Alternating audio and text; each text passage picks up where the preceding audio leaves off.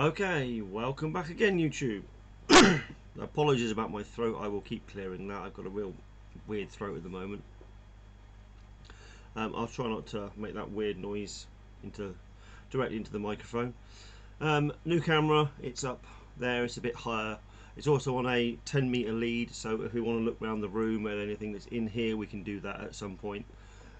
It will also help when I bring all my 101st living history kit downstairs and we can go through it all, which is on the cards. I will do it. I said yesterday when somebody asked, it will be done soon.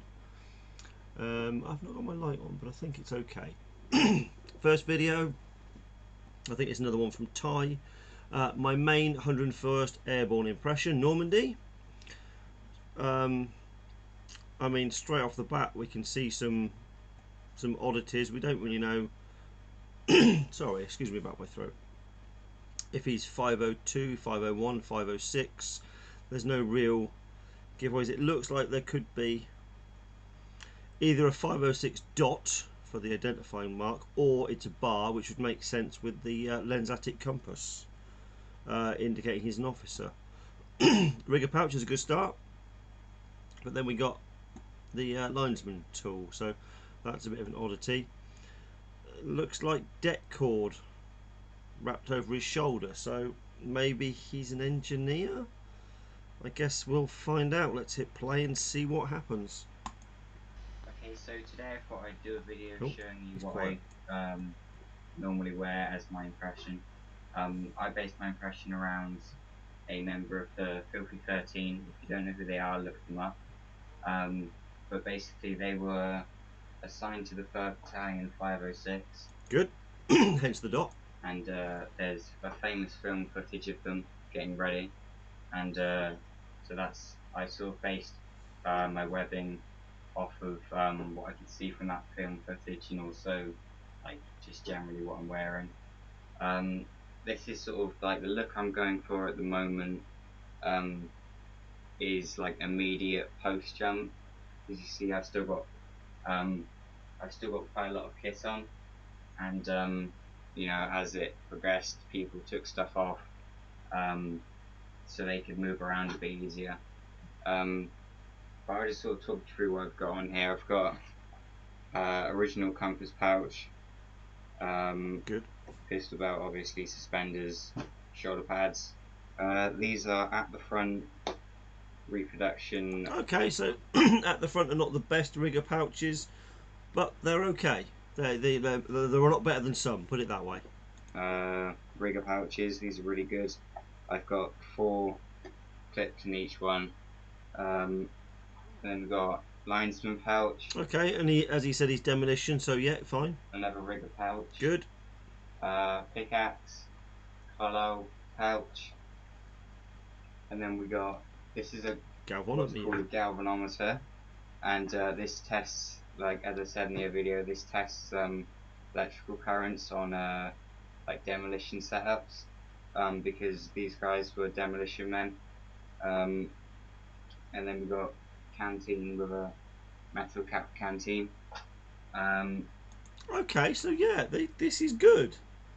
This resembles an engineer, and as he said, of the Filthy 13. I mean, there's quite a few pictures of those guys kitting up at the planes. So yeah, do you know what? This is impressive so far. Can't really see if it's CC2 because it's not the best quality film. Neither is mine, of course.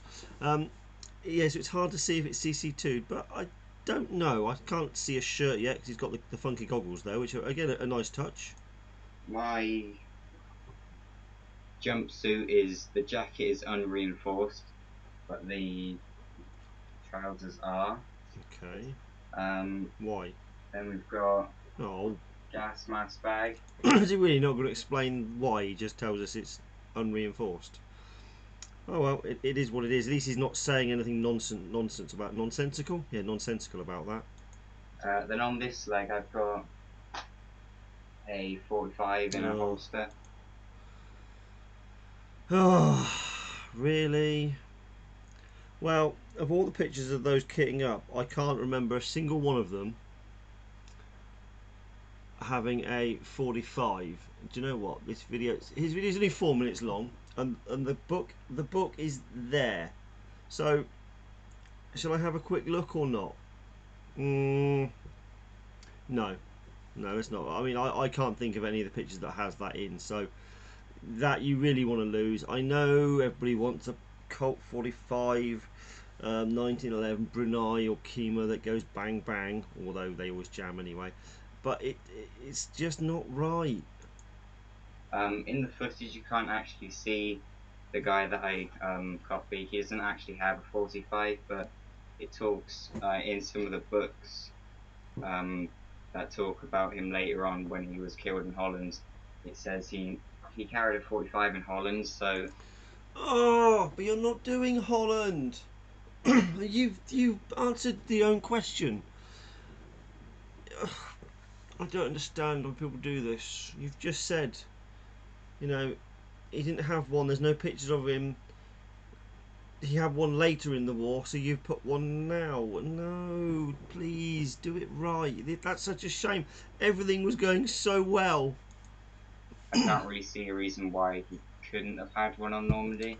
Oh, yes, there is. There's no pictures of any of the Filthy 13 with them. Assume none of them had with them. The TO&E says they were all withdrawn. There's a few reasons why not. So I carry one anyway. Then he wears M43 goggles. And then D-bell helmet. Nice. And then my musette bag as well. But that's full of demo kit and it's really heavy. Sounds like it's full of mess tins.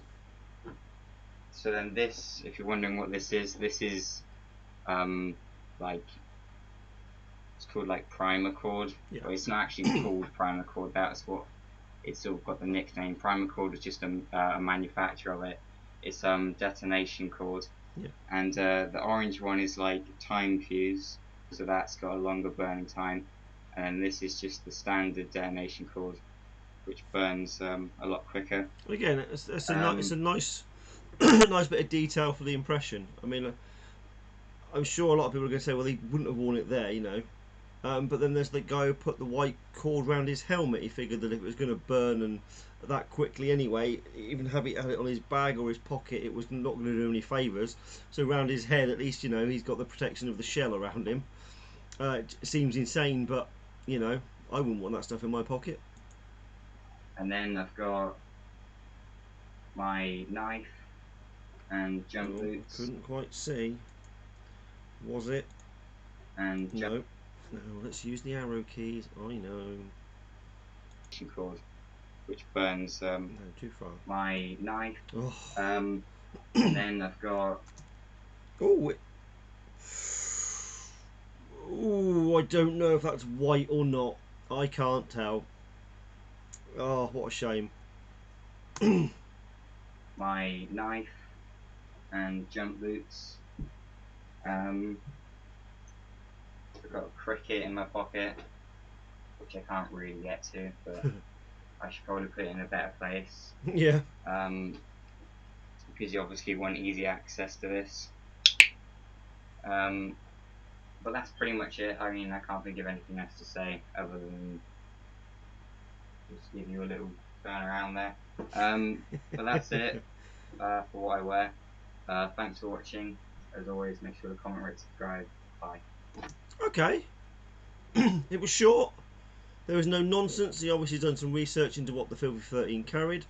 We'll ignore the pistol for the moment. You know, everything's good. The galvanometer is a nice touch, or however you want to pronounce it. The deck tool give him some bit of difference to the impression. It makes it stand out a bit more as something other than regular infantry. Yeah, it's pretty good. The only thing is the pistol. It's just a massive no, and there's no justifying it. Do yourself a favour, lose that, and you've got a really good basis for a fantastic impression. I can't tell if the M42s are CC2 treated. If they are, then you know this is fantastic. This is this is really promising. Yeah, I'm so glad I started with this video, because let's face it, some of the last few have just been they've been painful to watch and painful to react to. Wow, I can't believe that was 10 minutes. Usually, you know, a 4-minute video is half an hour of me going ballistic, pulling my, well, what's left of my hair out. So, oh, thanks eBay, good timing. Yeah, so yeah, good. That looks like it's non-shiny electrical tape. It's the fabric stuff, so that's good. Yeah, I'm suitably impressed. All right, we'll cut it off as a nice little short video. Yeah, you can't complain about that. Good effort. Right, I will be back shortly with another one. Laters.